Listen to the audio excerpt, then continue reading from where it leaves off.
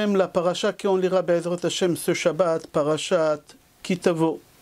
Dans la paracha, Akadosh Baruch Hu nous ordonne la mitzvah qu'on a parlé dans le cours d'hier, Bikurim, les prémices.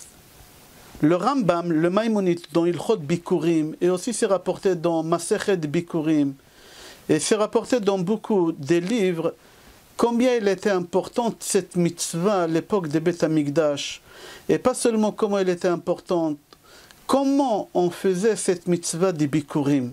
Et là-bas, la Gemara, elle raconte que ce n'était pas seulement des agriculteurs qui faisaient cette mitzvah, même des particuliers, quelqu'un qui était un chauffeur de taxi, quelqu'un qui était dans l'informatique, n'importe qui avait un jardin, et dans son jardin, il avait un arbre qui fait partie des 7 fruits de la terre d'Israël. Et il voyait qu'il y a un des fruits qui commence à pousser. Alors il prenait un fil rouge, il l'entourait pour le repérer, et quand l'arbre poussait et c'était consommable, il le prenait pour le ramener à Yerushalayim. Mais comment on ramenait ce fruit-là, un seul fruit, parce que cette personne, il n'était pas agriculteur, cette personne. C'était quelqu'un qui travaillait dans l'informatique, je ne sais pas, c'est quelqu'un qui avait un seul arbre. Alors tu prends un seul fruit qui ne vaut pas plus que 30 centimes d'euros. Il ne vaut pas plus que 30 centimes d'euros. Et la façon qu'il fallait le ramener à Yerushalayim, c'est extraordinaire, comme le Rambam, il raconte comment ça a été fait, comment la Mishnah dans Bikurim, elle raconte comment ça a été fait. Et là-bas, c'est rapporté en quelques mots qu'on prenait un panier, si c'était des gens riches, on prenait un panier en argent, si c'était des milliardaires, un panier en or, si c'était des gens simples, on prenait un panier en osier, et on prenait un taureau. Et on décorait les cornes des taureaux avec plein de bijoux en or. En or.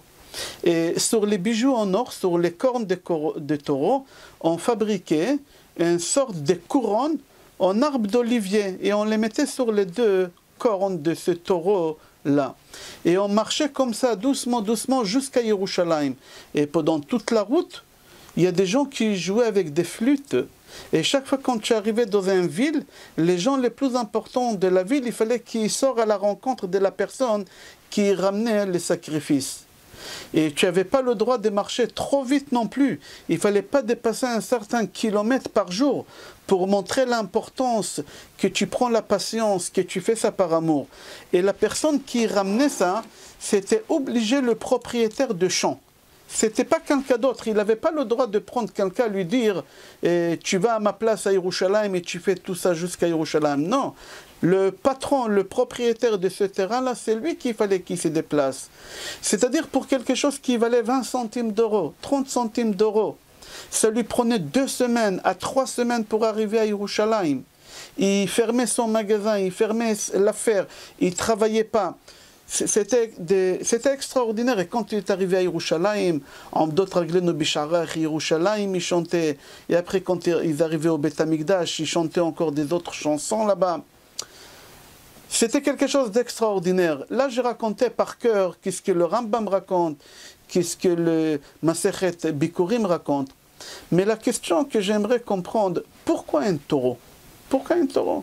Pourquoi on prenait un taureau? Et la question, c'est pas pourquoi on décorait avec de l'or et pourquoi on mettait d'olivier sur la tête. Mais il y a quelque chose de beaucoup plus classe que le taureau. Il y a quelque chose de beaucoup plus élégant que le taureau. Un cheval. Tu pouvais prendre un cheval, un très très beau cheval, le chevaux d'élevage, le chevaux des courses. C'est quelque chose d'élégant, c'est quelque chose de beau. C'est beaucoup plus honorable qu'un taureau. Mis à part que le taureau, ça rappelle des mauvaises choses. Ça rappelle le veau d'or. Alors pourquoi la Torah dit dans notre paracha à nous que pour faire la mitzvah des Bikurim, il fallait prendre un taureau? Il y a beaucoup de questions autour de cette mitzvah, mais j'aimerais pas parler de toutes les questions. Pourquoi il doit se prosterner? C'est la seule mitzvah qu'il fallait prosterner. Dans aucune mitzvah dans la Torah que c'est marqué Vishtachavita. Uniquement dans cette mitzvah, c'est marqué que quand tu ramènes devant le Kohen, alors tu dois dire là-bas des choses. Amira, Lachon Amira, tu dois dire des choses. Arami, Oved, Avi, etc., etc. Et après, tu dois te prosterner. Pourquoi se prosterner? Pourquoi tu dois dire des choses? Dans aucune mitzvah de la Torah, tu dois dire des choses. Mais j'aimerais pas rentrer dans tout ça. Le cours qu'on va faire ensemble, Be'ezrat Hashem, on va essayer de comprendre qu'est-ce qui symbolise le taureau. Et pourquoi le taureau et pas pourquoi autre chose? Pourquoi quelque chose? Pas quelque chose encore de plus élégant que ça. On continue. Chachamim ils disent que chaque chose qu'on l'a appelée Réchit, c'est quelque chose qui est important. On a expliqué dans le cours, pas d'hier, avant-hier, que c'est tellement important. Chaque chose qui s'appelle Réchit, ça appartient à Kadosh Baruch Hu. Chaque chose qui est Réchit. Réchit, c'est le premier, le début. Chaque chose qui est le premier-né, on donne au Kohen, etc., etc. Il y a une machloket entre Chachamim sur combien de mitzvot dans la Torah c'est marqué Réchit. Tout le monde, ils sont d'accord sur 3. Réchit Arisotchem, pour prélever la chala, c'est une mitzvah tellement importante qu'on l'a appelée Réchit. Deuxième mitzvah, Bikurim. C'est la mitzvah qui est marquée dans notre paracha, qu'on va parler maintenant les prémices. D'accord? Troisième mitzvah, on a dit Afrashat Chala. On a dit Bikurim. Et Maasrot. Et Chachamim ils disent que aussi la Torah elle s'appelle Réchit. Bereshit bara Elokim. Israël nikreu Réchit. Eretz Israël nikret Réchit. Il y en a qui disent qu'il y en a que 3. Il y a une certaine avis dans la Gemara qui disent non, total il y en a 6. Il y a encore Eretz Israël, il y a la Torah, et il y a le peuple d'Israël qu'on l'appelle aussi Réchit. Pourquoi je ramène tout ça? Pour te dire que la mitzvah des Bikurim qui est marquée dans notre paracha, c'est une mitzvah qui est importante, qu'on a mis le mot Réchit dedans. Dans notre paracha, on a 6 mitzvot, 3 positives et 3 négatives. La première mitzvah de la paracha qu'on va lire ce Shabbat, elle est positive. C'est mitzvah de Bikurim. Mitzvah de Bikurim. Dans les Sefer Drush ve'Aneum, il pose la question qu'on a posée. Pourquoi un taureau et pourquoi pas autre chose? Venez, on va laisser cette question de côté et on va développer autre chose qui est dans la paracha et on va le développer pendant à peu près un quart d'heure et après on va comprendre pourquoi un taureau et pas autre chose. Dans notre paracha, il y a 98 malédictions. Dans la Torah, il y a 2 parachiotes. Dans Sefer Vaikra, dans Parashat, je crois, Bechukotai, il y a là-bas la moitié des 98, 49 malédictions. Dans la paracha de cette semaine, il y a le double. 49 plus 49, 98. 98 malédictions. C'est quoi ce chiffre 98? Dans la Gemara, c'est marqué, il y en a 100 moins 2. 100 moins 2, ça fait 98. Pourquoi la Torah elle doit écrire 100 moins 2? Écrit directement 98 malédictions dans Parashat Kitavo. Pourquoi c'est marqué 100 moins 2? On va répondre à toutes ces questions-là. Mis à part ça, il y a une différence entre les malédictions qu'il y a dans Sefer Vaikra, Parashat Bechukotai, je crois que c'est Parashat Bechukotai, et entre les malédictions qu'il y a dans notre paracha à nous. Que là-bas c'est en singulier, et ici c'est en pluriel. Dans Sefer Torah Kohanim, dans Sefer Vaikra, là-bas les malédictions ils sont en singulier, et ici ils sont en pluriel. Pourquoi là-bas les malédictions ils sont en singulier, et ici ils sont en pluriel? Toutes les différences qu'il y a entre les malédictions qu'il y a dans notre paracha Kitavo et dans Sefer Vaikra, ils sont rapportés dans Gemara Baba Batra, page 88. Amar Rab Levi. Rab Levi dit, Bour e shelo ki midat hakadosh baruch hu midat basar vadam. Là-bas, Rab Levi prélève quelque chose d'important. Il dit, viens voir, les malédictions qu'il y a dans Parashat, dans Sefer Vaikra, dans Parashat Bechukotai, qui a dit ces malédictions-là? Akadosh Baruch Hu. Akadosh Baruch Hu, il a dit 49 malédictions. Alors c'est Akadosh Baruch Hu. Sefer Dvarim, qui l'a écrit Sefer Dvarim? J'ouvre une parenthèse pour que tu comprends. On a 5 livres de la Torah. Les 4 premières, Bereshit, Shmot, Vaikra, Bamidbar, Hachem il a dicté à Moshe Rabbeinu.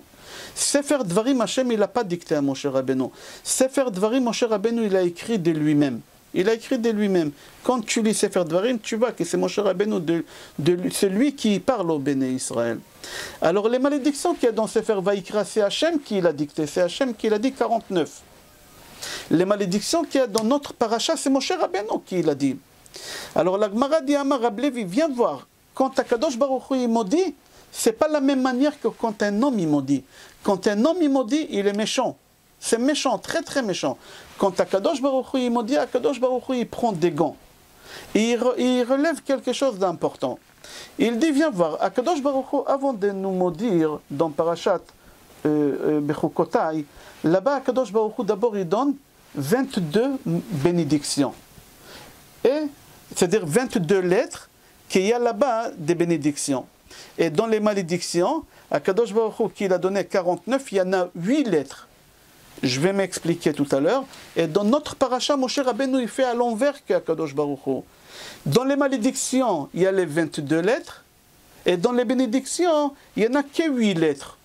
Dans Parashat Bechukotai, c'est à l'envers. Alors Amar Rablevi vient voir l'Omidat Adam, qui est Midat Akadosh Baruch Hu, velo Midat Akadosh Baruch Hu, qui est Midat Basar Badam. Akadosh Baruch Hu ne se comporte pas comme les êtres humains, et les êtres humains ne se comportent pas comme Akadosh Baruch Hu. Quand Akadosh Baruch Hu, il a maudit, Hachem, il a utilisé 8 lettres. Depuis le début des malédictions jusqu'à la fin des malédictions, il y a 8 lettres. Quelles 8 lettres? Les malédictions, ils commencent avec la lettre Vav, Ve'im, et ils finissent avec la lettre Mem. Il y a 8 lettres. Vav, Zain, Chet, Tet, Yud, Lamed, Mem, je me suis trompé. Vav, Lamed, Mem, pardon. Vav, Zain, Chet, Tet, Yud, Chaf, Lamed, Mem. Il y a 8 lettres. Depuis la première lettre qu'Hachem il commence les malédictions, il commence par la lettre Vav, et quand il finit les malédictions dans Sefer Bechukotai, c'est avec la lettre Mem. Il y a 8 lettres. Vav, Zain, Chet, Tet, Yud, Chaf, Lamed, Mem. 8 lettres. Quand Akadosh Baruch Hu, il donne les brachot dans Parashat Bechukotai, il y a les 22 lettres. Akadosh Baruch Hu, là-bas, il y a les 22 lettres. Dès le début jusqu'à la fin. Venez, on va voir à l'intérieur. Akadosh Baruch Hu, il commence avec la lettre Aleph. Et il finit avec la lettre Taf. Il y a toutes les lettres. Aleph, Bet, Gimel, Dalet, He, Vav, Zain, Chet, Tet, Yud, Chaf, Lamed, Mem, Nun, Samech, Ain, Pei, Tzadik, Kuf, Resh, Shin, Taf. 22 lettres. Alors quand Hachem nous bénit avec le maximum des lettres. Et quand il nous maudit avec le minimum, que 8 lettres. Par contre, Moshe Rabbeinu, c'est à l'envers. Moshe Rabbeinu, quand il nous bénit avec 8 lettres. Et quand il maudit avec les 22 lettres. Il faut comprendre qu'est-ce qui se passe là-bas.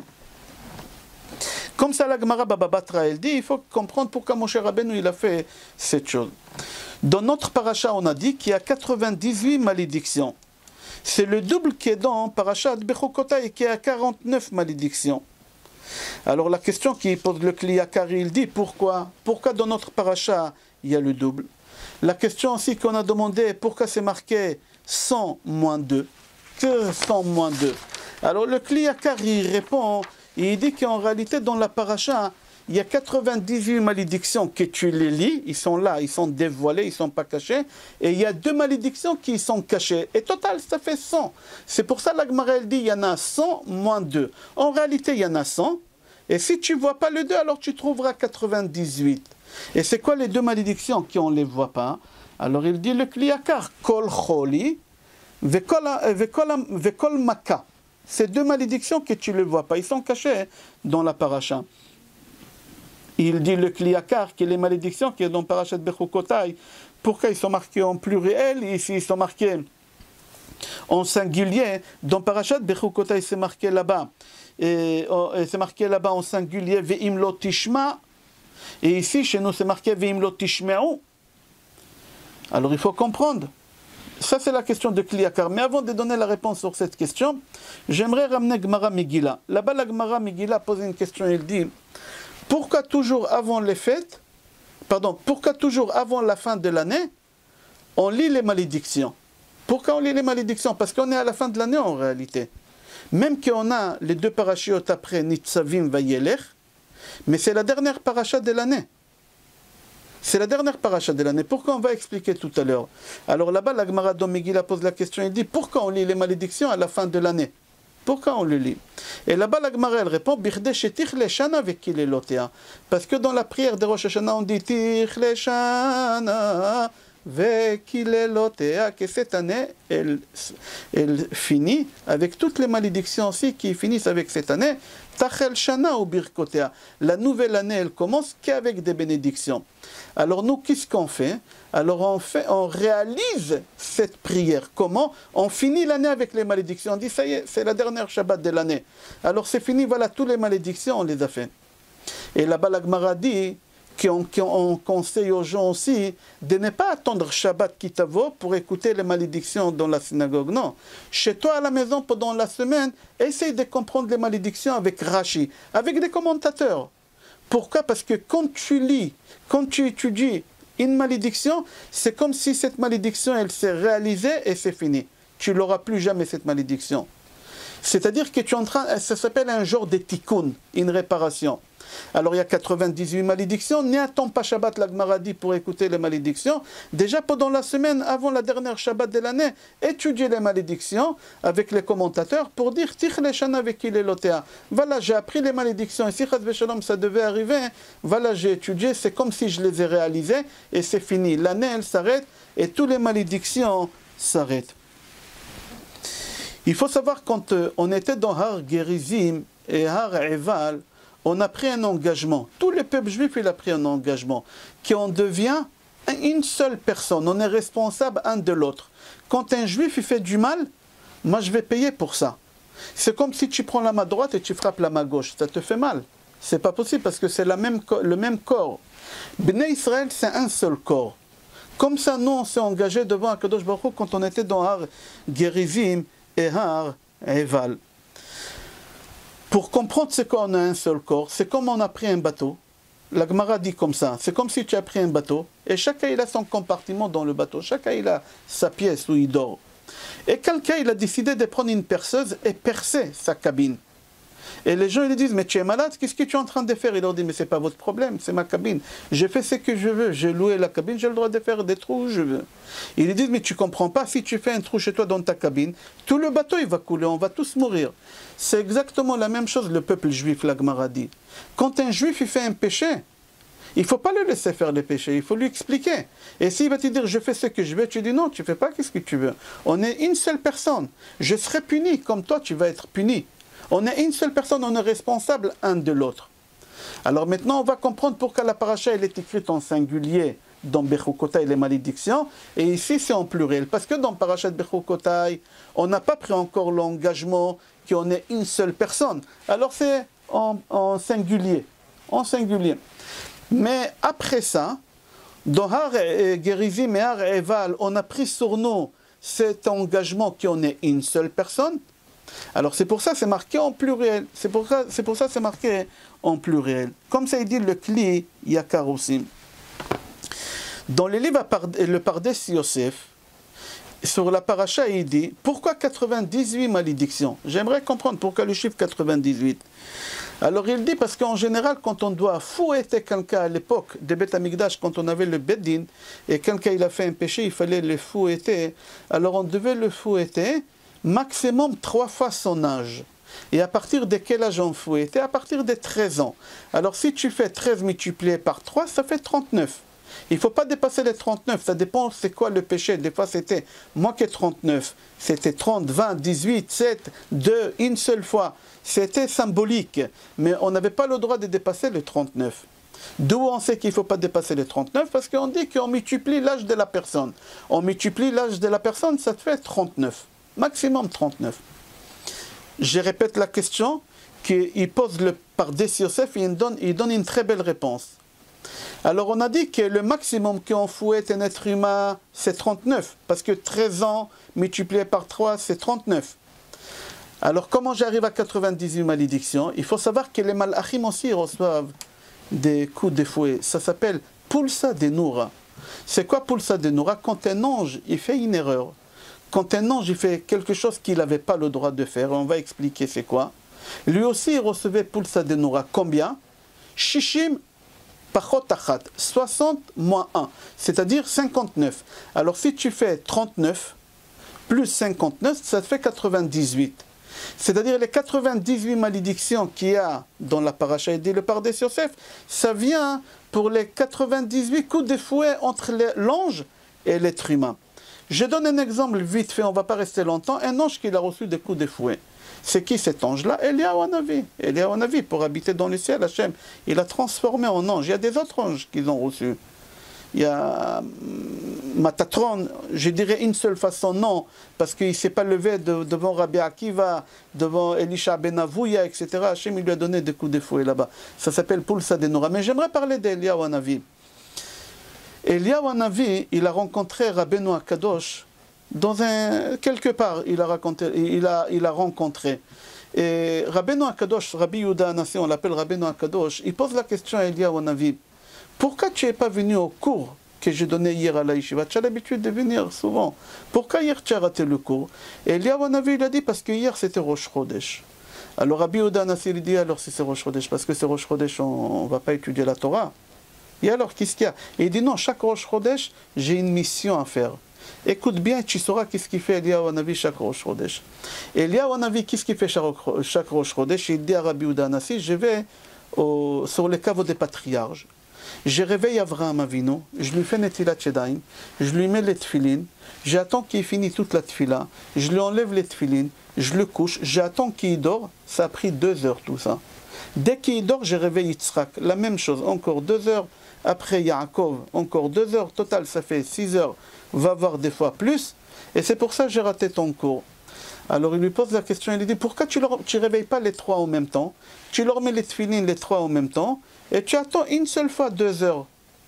Il a dit pour la simple raison qu'il est strictement interdit et dangereux qu'Avraham, Yitzhak et Yaakov ils fassent l'Amida en même temps.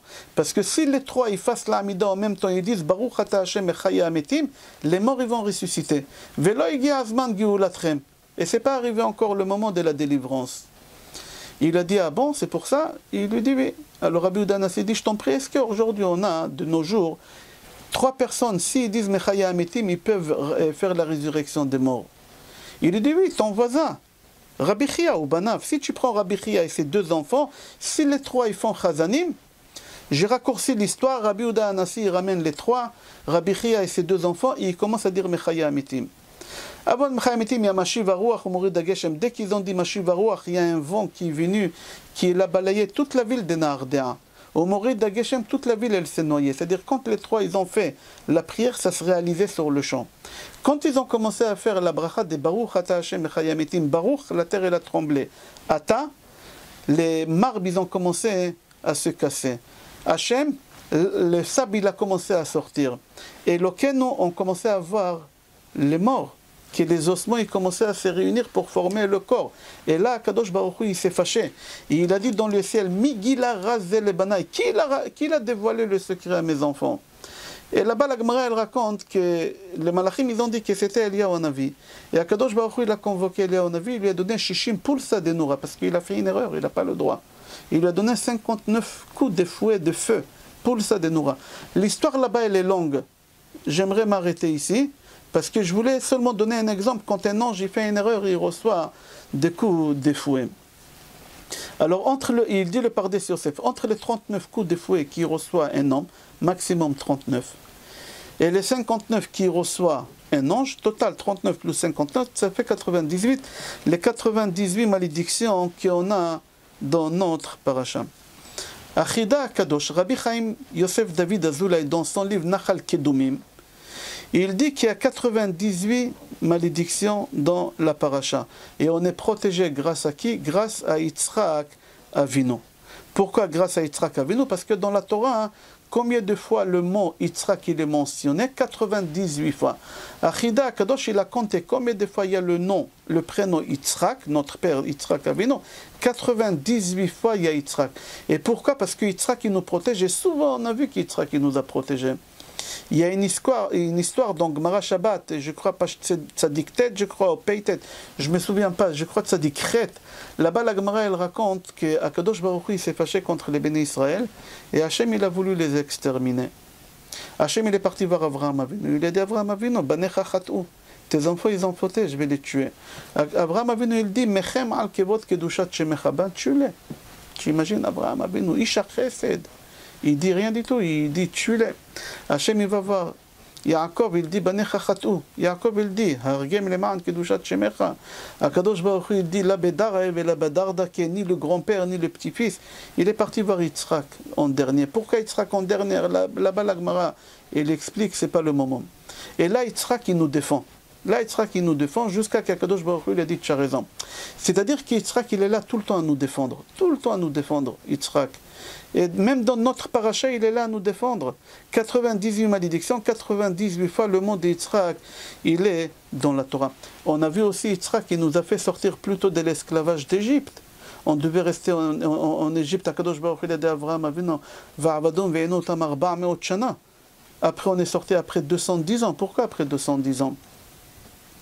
Parce que Akadosh Baruch Hu, il a dit à Avraham, à Yitzhak et à Yaakov, un de vous, s'il me donne une lettre de son prénom, le chiffre de la lettre, la valeur numérique de la lettre, je déduirai de l'esclavage. Avraham, il a dit à Kadosh Baruch Hu, Hashem, toi tu m'as rajouté une lettre, tu veux la reprendre, prends-la, ça fait 5 ans. Hashem, il a dit non. Yaakov, il a dit à Kadosh Baruch Hu, tu m'as rajouté un mot complet, Israël. Tu veux le prendre, prends-le. Et il sort tout de suite, il n'y a pas d'esclavage, c'est annulé. Kadosh Baruch Hu, il a dit non, c'est pas possible d'annuler. Il faut enlever un peu. Yitzhak, il a dit à Kadosh Baruch Hu, enlève-moi le tzaddik. Et même moi le shin. Dans les Tehillim, c'est marqué Ishak avec shin. Pas Yitzhak, Ishak avec shin. Alors si tu prends le shin qui fait 300, tu enlèves le tzaddik, ça fait 90, tu fais 300 moins 90, 210. Et on est resté en esclavage combien de temps? 210 ans d'esclavage. C'est-à-dire, chaque fois, on a vu Yitzhak Avinu qu'il était là pour nous protéger. Dans tous les cas, on a vu qu'Yitzhak Avinu il était là. Encore, on va voir plus loin. Il dit, le livre Shem Mishmuel, que dans Parashat Pinchas, il y a là-bas plusieurs sortes de sacrifices. Plusieurs sortes de sacrifices. Et chaque sacrifice, il symbolise quelque chose. Il y a Avraham Avinu, il y a Yitzhak le bélier, etc. Et j'aimerais m'attarder un peu sur le bélier tout à l'heure. À Sukkot, on ramène beaucoup de sacrifices à Sukkot. Le premier jour, on ramène 13, après 12, on diminue. Après 12, après... on diminue 13, 12, 11, 10, 9, 8, 7, 6, 5, etc. On diminue tous les jours. Total, ça fait combien total? 70. On ramène 70 sacrifices. Pourquoi on ramène les 70 moutons? Pourquoi moutons? Et pourquoi on ramène les 70 moutons? Par rapport aux 70 nations. On fait une prière pour toutes les nations du monde. Là-bas, la Gemara dit, si les goïms, ils savaient, si les non-juifs, ils savaient combien de prières on a fait pour eux, jamais ils nous auront fait du mal.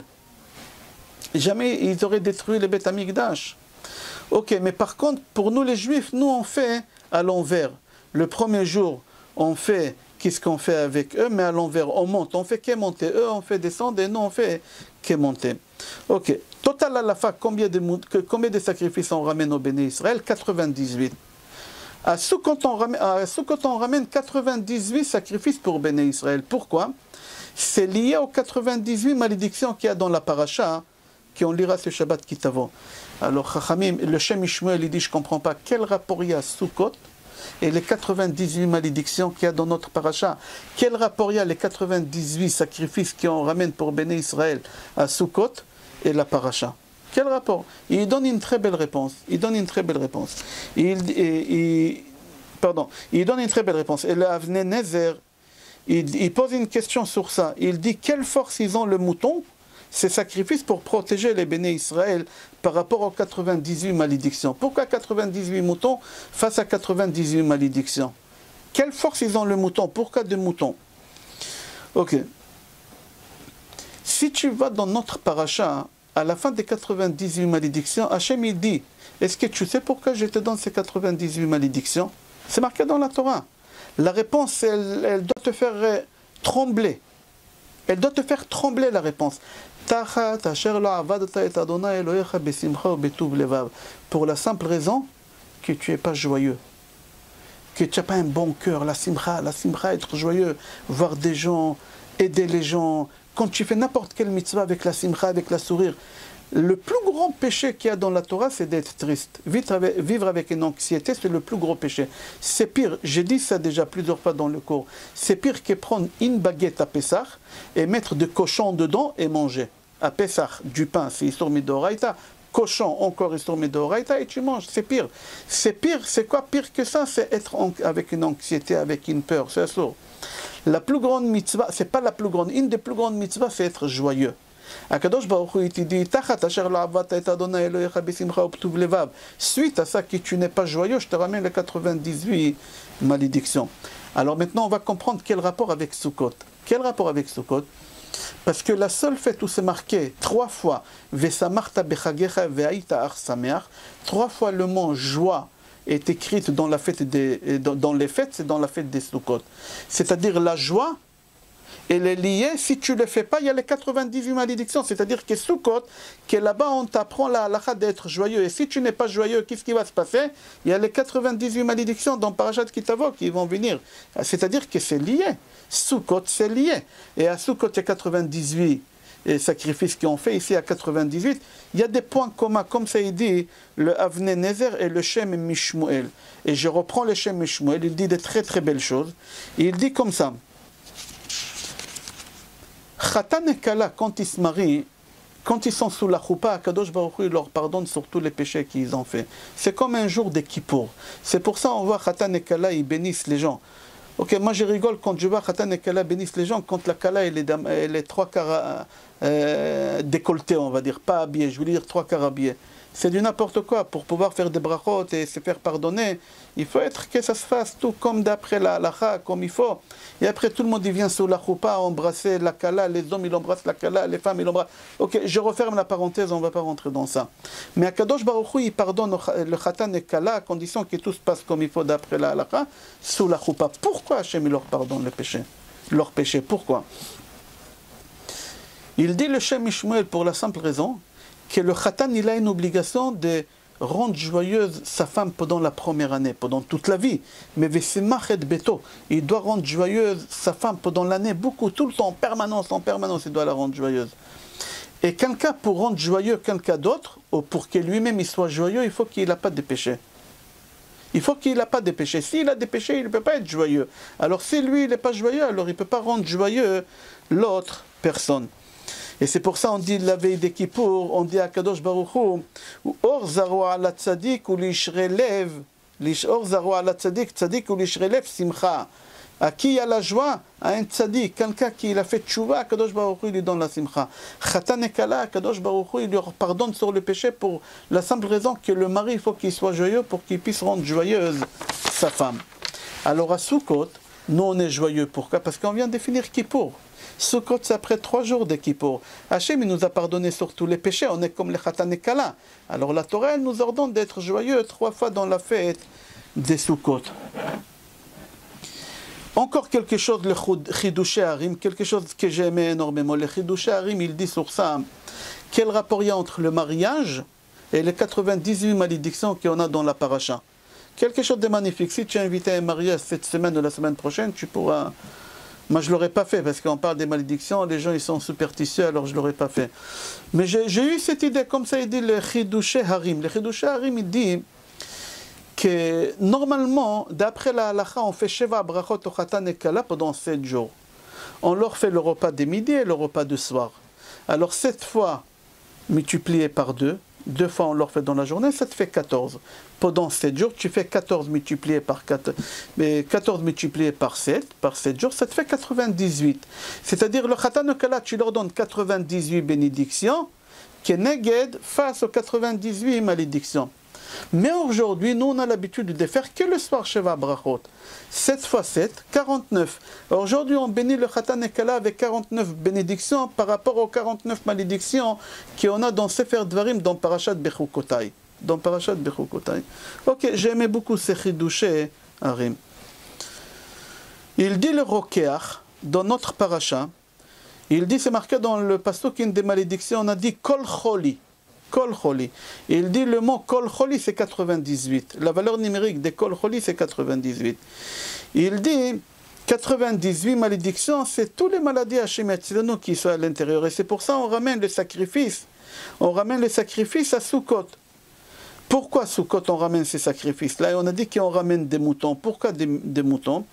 Pour la simple raison que On va expliquer tout à l'heure. On va expliquer. Venez, on va continuer le Roker. Le Roker, il dit dans Shir Hashirim, dans chapitre 5, Pasuk 9, c'est marqué là-bas. Madodech midod, ayafa banashim. Madodech midod, shekach ishba'atanu, dodit tzach. Ve'adom, dagul, merevava. Tzach, c'est 98. Rashi sur place, il dit, Dodech midod. C'est-à-dire quoi Dodech midod? Que les goïms, ils se posent les questions, comment ça se fait un juif, il est capable de mourir pour son Dieu. Pour son Dieu. Un juif, il est capable de... Moser nafsho al kiddush Hashem. Comment c'est possible qu'un juif, il meurt pour Akadosh Baruch Hu? C'est ça qu'est-ce qu'il dit, dans Shir Hashirim, ma dodech midod. Dodech, c'est nous midod. Comment nous, on meurt pour Akadosh Baruch Hu? Comment ça se fait?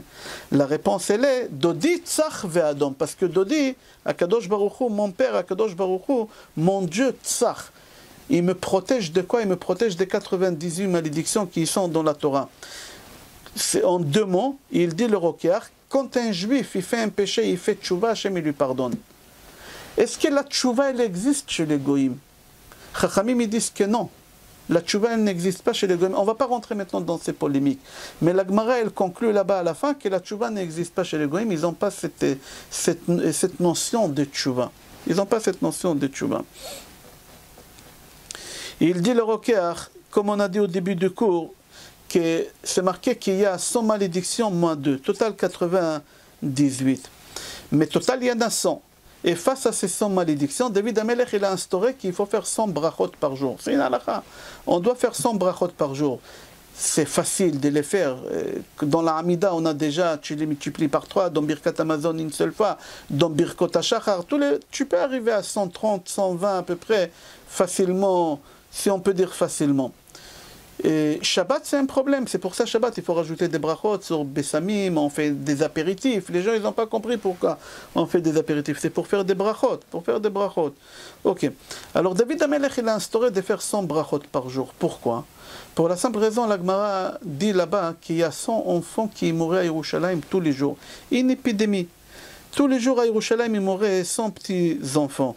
Comme c'est marqué, Kichen Yevorach Gaver Ir'e Adonai. Kichen, ça fait 100. Kichen, comme ça il dit le Roker. Madodech midod, ils ont posé la question, ils disent, pourquoi vous les Juifs, vous mourrez pour Akadosh Baruch Hu? Alors il répond, David Amelech, il dit, Shlomo Amelech, il dit dans Shir Hashirim, Hayafa banashim. C'est quoi Hayafa banashim? Il dit, Hayafa, c'est 100. Parce que nous, on a 100 brachot par jour. Et les 100 brachot par jour, ils nous protègent des 100 malédictions qu'il y a dans Parashat Ki Tavo. Le Chida Kadosh, dans Sefer Petach Enaim, son livre Petach Enaim, il dit que les 98 malédictions qu'il y a dans la Parasha, en réalité, ils sont 100. Ils sont 100. C'est pour ça qu'on fait les 100 brachot tous les jours. Alors il dit, attends, je ne comprends pas, il y a 100 malédictions, il y a 100 brachot. Mais d'après la vie qu'il y a 98 malédictions et il y a 100 brachot, comment tu réponds à cette question? D'après la vie qu'il dit, il y a 100 malédictions et on voit les 100 malédictions. Kol choli et kol maka. Total, ça fait 100. D'accord, il y a 100 brachot, mais c'est lui qui ne va pas ces deux malédictions. Il a que 98, et face à ça, il y a 100 bénédictions qu'on fait par jour. Très belle réponse d'Achida Akadosh. Achida Akadosh, il dit, n'oublie pas que dans les 100 brachot, ils sont tous midérabanan. Il n'y en a que deux qui sont midéoraïta. Tous ces chachamim qui les ont instaurés, il n'y en a que deux que la Torah, elle t'oblige à les faire. La première, c'est Birkat Amazon. C'est de la Torah. Et la deuxième, c'est Birkot Torah. Le matin, quand tu fais Birkot Torah, c'est Mideoraita. Tu n'as pas le droit de dire un seul pasuk sans faire Birkot Torah. C'est strictement interdit. Une belle réponse de Achida Akadosh. Il dit Achida encore au nom de Rav Meterani. Il dit Achida Akadosh au nom de Rav Meterani. Il dit si tu prends la valeur numérique de Gehinam, l'enfer, c'est 98. Quand tu fais les 100 brachot, alors tu es sauvé de Gehinam. Si tu ne fais pas les 100 brachot, tu n'es pas sauvé de Gehinam. Tu n'es pas sauvé de Gehinam. Le Baal HaTurim dit, dans Parashat Vayetranan, là-bas dans Parashat Vayetranan, c'est marqué là-bas le Kriyat Shema. Et là-bas, Uvkumecha Beshorvecha, Uvkumecha sur le Kof, Il y a un point, dans la Torah, on met un point avec de l'encre, une grande point. Pourquoi? Et il dit parce que ouf, kumecha, quand tu te lèves, c'est-à-dire quand tu te lèves le matin jusqu'à que tu vas te coucher, tu dois faire kof. Kof, la valeur numérique 100. Tu dois faire 100 brachot par jour. Comme ça il dit le Baal Aturim.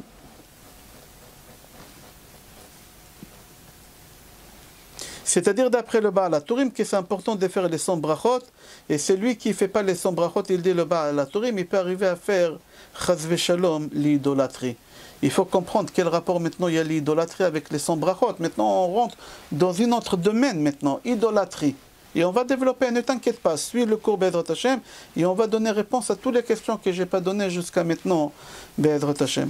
Alors il dit comme ça, viens voir quel rapport il y a les brachot avec l'idolâtrie. Je vais ramener deux brachot. La première Gemara, c'est donc Gemara Sanhedrin, page 102. Kouf Bet, Amoud Bet. Là-bas, la Gemara, elle dit que Rav Ashi, il donnait un cours à ses élèves. Il a commencé une Mishnah qui est dans Gemara Sanhedrin.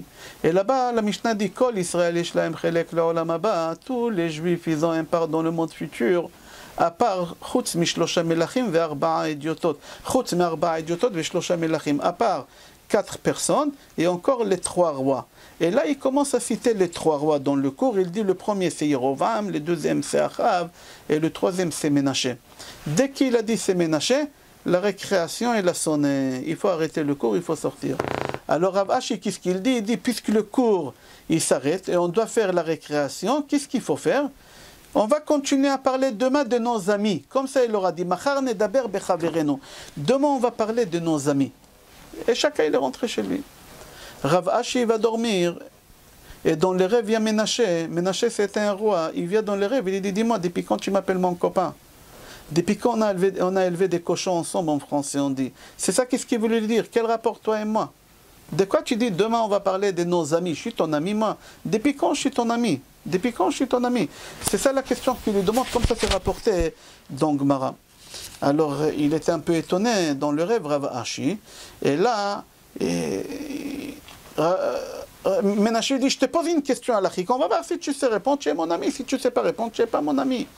Il lui dit, pose la question. On va voir, peut-être tu es ton ami.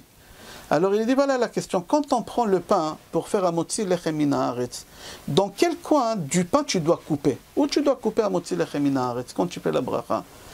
Alors, Rav Ashi, il a dit, je ne sais pas. J'avoue, je ne sais pas. Quand on fait, je ne sais pas de quel côté. Alors Ménaché lui dit, tu ne connais pas cette halakha simple et tu m'appelles mon ami?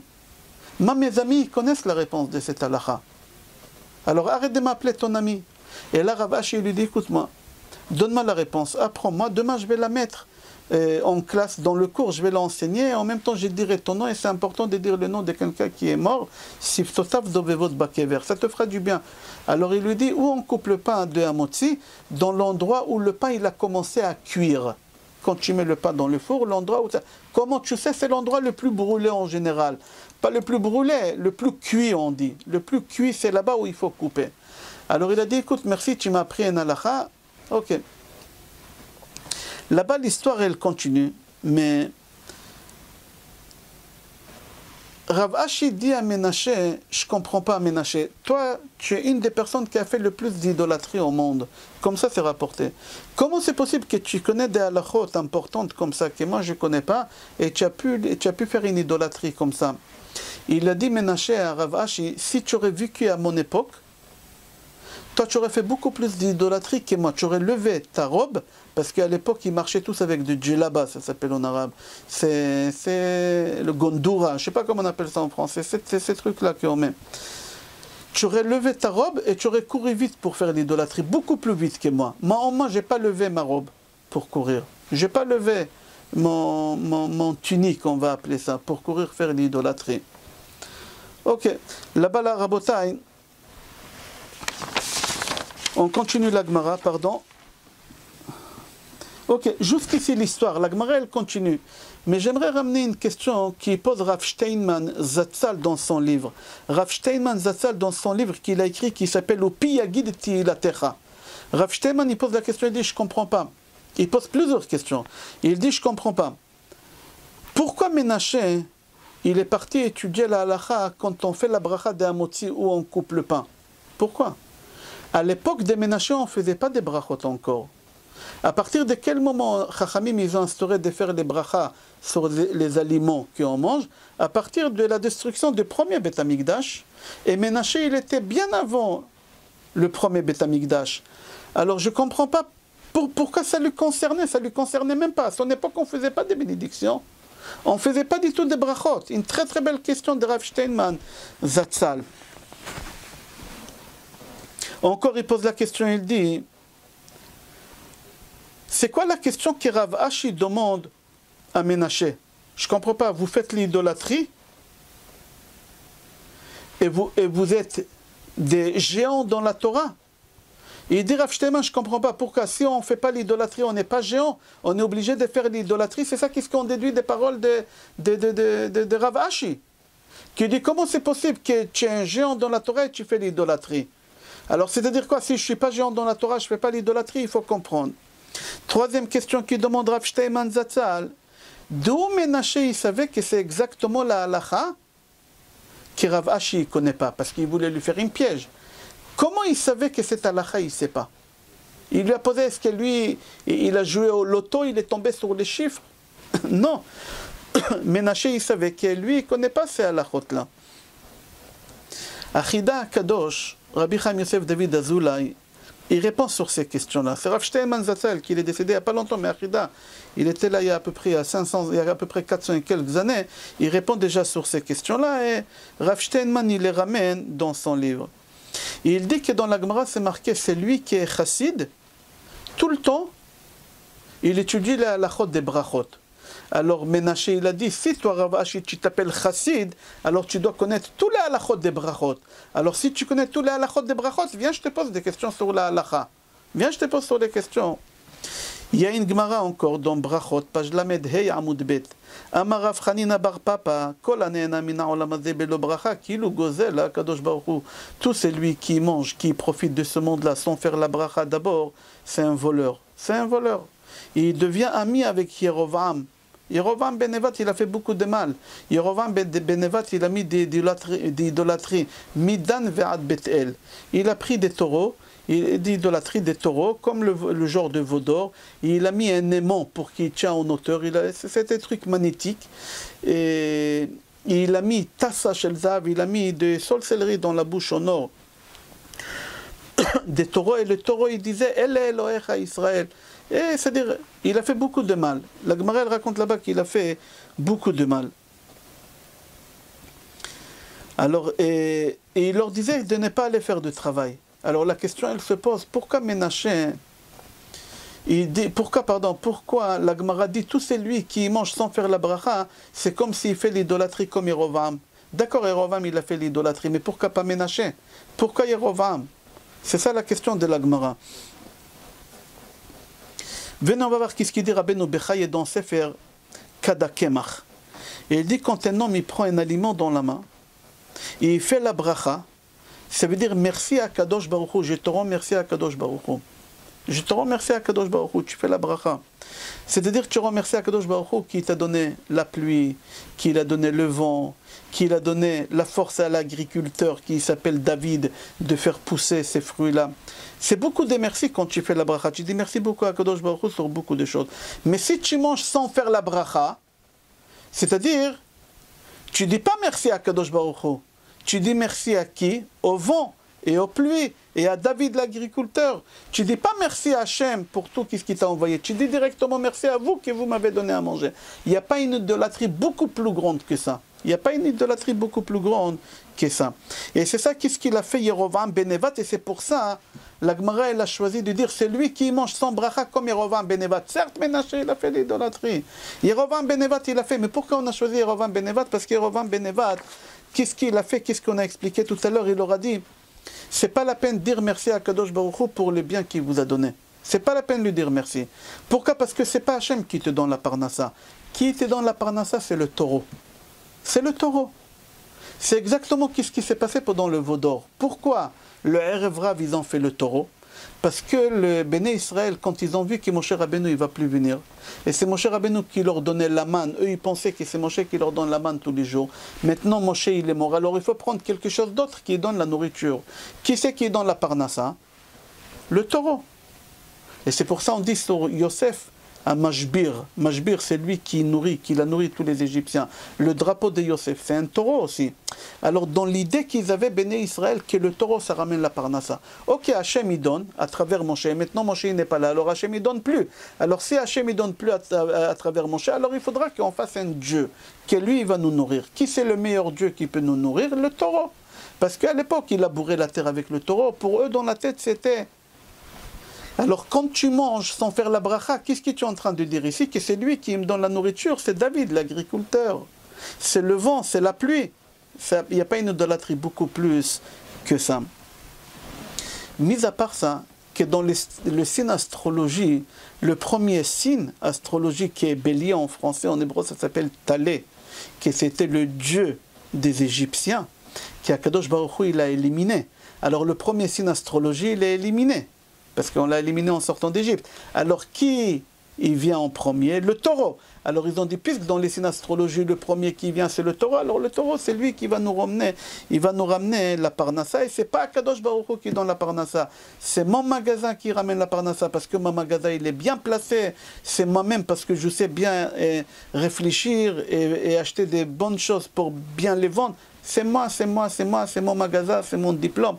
Et Akadosh Baruch Hu dans tout ça, il n'y a pas une idolâtrie beaucoup plus grande que cette idolâtrie de dire Kochi ve'otzem yadi asu li et ele. Alors c'est pour ça que Chachamim il utilise Yerovam ben Nevat et pas Ménaché, parce que Yerovam ben Nevat, il disait c'est le taureau qui donne à manger, c'est le magasin qui donne à manger, c'est le diplôme qui donne à manger. Et c'est faux et archi faux. Alors c'est pour cela, chaque fois quand tu manges, tu dois faire la bracha pour annuler le Yetzer, et pour annuler la Avodah Zara, pour annuler l'idolâtrie. Maintenant, on va comprendre le cours. Maintenant, à partir de maintenant, on va faire un résumé. Ça va prendre 5 minutes. Et on a fini Be'ezrat Hashem, et on va comprendre maintenant le cours. Au début du cours, on a posé des questions et on n'a pas répondu. Parmi les questions qu'on a posées, on a dit que les prémices, il fallait prendre un taureau et on mettait de l'or sur ses cornes et on mettait en couronne avec des branches d'olivier et on marchait doucement et on jouait avec le flûte. Il y a beaucoup de questions sur ça. Mais la question pourquoi un taureau? Il y a quelque chose de beaucoup plus élégant qu'un taureau, qui est beaucoup classe qu'un taureau. C'est un cheval. Pourquoi un taureau? Pourquoi un taureau? Pour la simple raison, ils disent que les Béné Israël, ils ont fait le veau d'or. C'est un veau, c'est un taureau qu'ils ont fait. Ils ont fait dans le désert parce qu'ils ont dit c'est lui qui ramène la parnassa. C'est lui qui ramène la parnassa. C'est à lui qu'on doit dire merci. Alors pour annuler le veau d'or dans la mitzvah de notre paracha, on doit ramener le sacrifice des remerciements à Kadosh Baruch Hu, Bikurim, le réchit, de remercier à Kadosh Baruch Hu avec un taureau. Pour dire quoi? À Kadosh Baruch Hu, c'est pas le taureau, c'est toi que tu ramènes la parnassa. Et c'est pour ça qu'on doit marcher doucement. On doit jouer avec des flûtes, on doit chanter. C'est quoi les chants qu'on disait? C'est faire des louanges à Akadosh Baruch Hu et remercier Akadosh Baruch Hu. Jusqu'à qu'on arrivait à la porte de Yerushalayim et on dit Amdot hayu raglenu bisha'araich Yerushalayim. Jusqu'à qu'on arrivait à Yerushalayim. Ça, qu'est-ce qu'il dit le Baal HaTurim? On fait 100 brachot par jour tous les jours. Pourquoi? Pour donner la force à Akadosh Baruch Hu. Et pas aux astres. Nous, on n'est pas liés avec les astres. Nous, on est plus haut que les astres. Les astres, ils influencent les gens qui sont plus bas, ceux qui ne sont pas croyants. Alors, ils vivent avec l'astrologie. Nous, on est plus haut que l'astrologie. C'est pour ça on fait la bracha. Alors, quand tu fais la bracha, ça protège de quoi? Ça protège de l'idolâtrie. La bracha, ça protège des malédictions. Combien de brachot il y a par jour? 100 brachot par jour. Combien de malédictions il y a dans la Torah? Il y a 100 malédictions dans la Torah. Il y en a 2 qui sont cachées.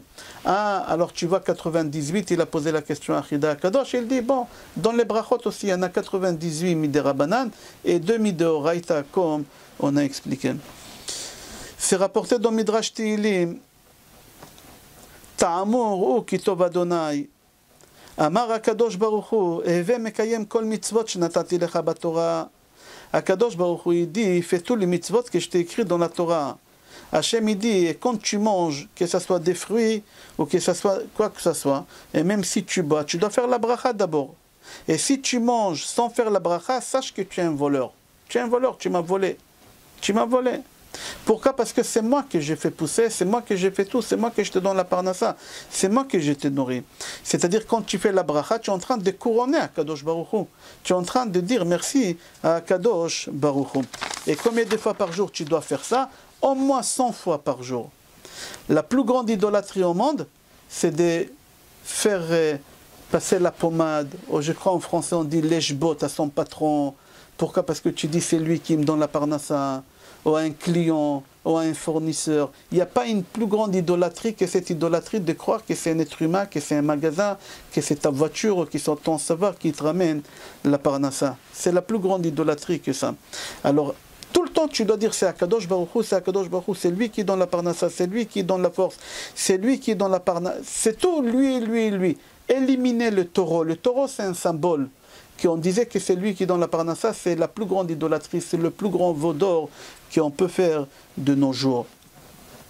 J'ai fini avec le Baal HaTurim qui dit c'est lui qui fait son brachot tous les jours, il est sauvé de son malédiction qu'il y a dans la paracha. Et on a ramené là-bas. Pourquoi sans le Baal HaTurim, il répète. J'espère que le cours il était compréhensible. Je te souhaite bracha ve'atzlacha et kol tov.